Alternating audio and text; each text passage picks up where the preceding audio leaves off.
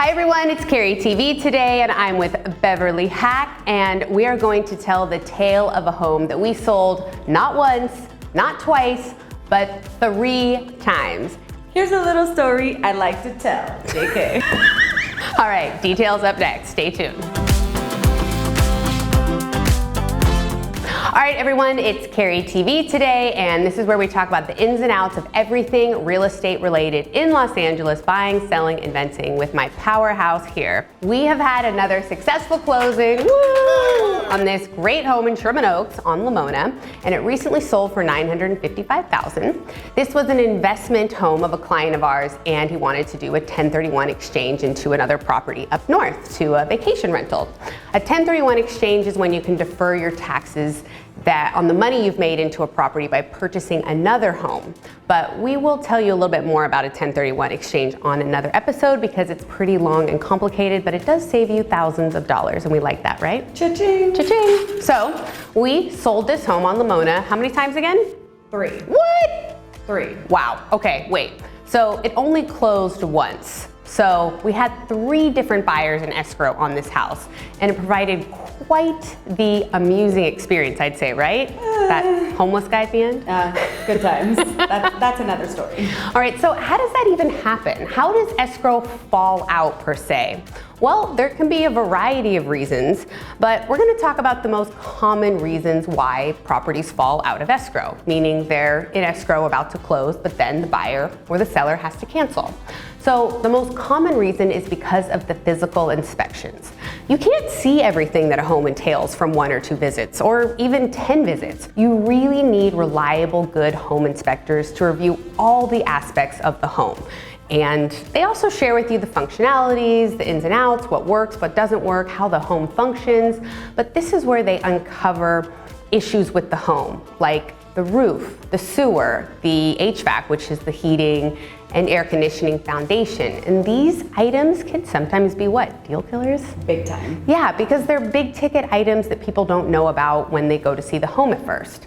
Now, not always, right? Sometimes if there's multiple offers and the buyer is really desperate to get into the house, or sometimes the seller often fixes them.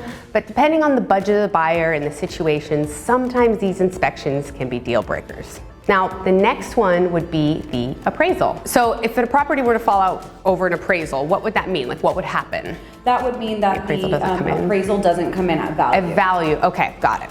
So then what would happen is there's a couple options. The seller can then reduce the price so that they can move forward with the buyer at the appraised value, and they can move forward, they both agree. Yeah. The buyer can come in with additional funds if the lender allows to then cover that under appraised value. Right. Or they cancel. Or they cancel. So that's reason number 2 that properties fall out of escrow. So the third one is the loan. Now this rarely happens. I would say 0.0001% chance. Are you saying there's a chance? A very small chance. Like a small chance. Small chance. Yeah! And why? Because the buyers are usually fully approved before we open escrow. So then we have the wild card, things like job transfers, divorce, and sadly, death. And for us, it's really hard. You know, we work so hard for our clients, and when they're disappointed or frustrated in a transaction, it hurts us. You know, we're so tied to the transaction, and we bond with our clients, and you know, they become extensions of our family. We spend almost more time with them than we do our own families. We do. So, you know, when things don't go as they're scheduled to go or as we foresee them and plan as best as possible during a transaction, it's really frustrating on our side too. Yeah, absolutely, Bev. You have such emotion in the game. I love you for that. All right, so we went over the reasons of why properties fall out of escrows, and this is how we prevent that from happening when we can, although sometimes we get these wild cards like this property on Lamona. So when we get an offer on any of our listings, we have a process and a checklist system, which I know you love, of how we review and respond. I know we've shared our multiple offer spreadsheet before, and you can always find it on our channel as well for when we have multiple offers on our listings. So there's a lot that goes into approving a buyer. We vet the agent, how many transactions have they done, do they have a good reputation, what do we know about them, are they a newer agent? And no worries if they're a newer agent, we just know we have to do more of the hand-holding and help them out with the transaction. As far as the buyer, we fully vet the buyer by reviewing all their information, speaking to their lender, making sure they're fully qualified. Again, that still doesn't prevent things like job loss or job transfer, but we make sure that this lender is reputable and that this buyer actually has the funds that they say they have. So what happened on Lamona? First time, second, or third? The first time. All right, so the first one, this buyer, he lost his bonus. So his financing went out the door. Unfortunately, he wasn't able to get his bonus, so he didn't have the funds down. He had removed all contingencies but his loan. So the seller did not keep the deposit because he had the right to cancel. The second buyer, this guy came in hot and heavy with the 2-week close, right? All the inspections were completed. They had a few additional inspections. We had a credit negotiated. Then one day we get a call. What did they find that they didn't like? Bam, chicka, bow, wow. There was a strip club down the street and they decided they weren't too sure if they wanted to raise their kids next to a strip club. Who doesn't want free dance lessons? Wrong so anyways, wrong type of dancing. Not ballet, yeah. So on to our winner, our third buyer. But before that happened, right before this buyer came into play, we had another offer come in that was cash. So we thought this was gonna be great. You know the funny thing about this agent calls and goes, I've got this offer, and don't worry, they already know about the strip club. I'm like, I didn't even know about this strip club.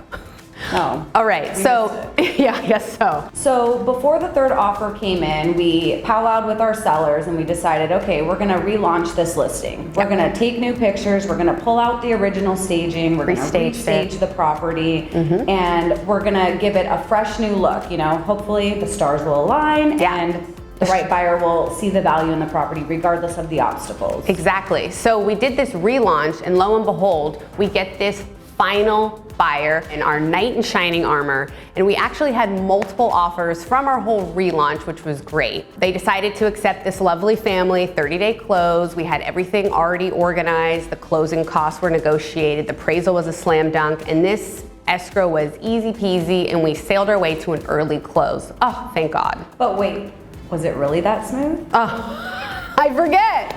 We actually had a little bit of a situation right at the end. We had to hire some private security to watch the house because what happens with vacant homes is when people find out they're vacant, they try to break in and squat there. And once you have a squatter, so there was somebody walking down the street trying to get into homes. So we had some private security at the end there that cost quite a bit right before closing. And those locks were changed and the buyers started their remodel, moved in, the homeless person went goodbye. So in closing, we take appropriate steps to ensure that the seller accepts the most qualified buyer. However, unforeseen wild cards do come up at times that are out of our control. So we roll with the punches and we get the job done at the end of the day. Right, Bev? We do. All right, cheers guys. Thanks for watching today and we will be back next week with more information on the real estate market.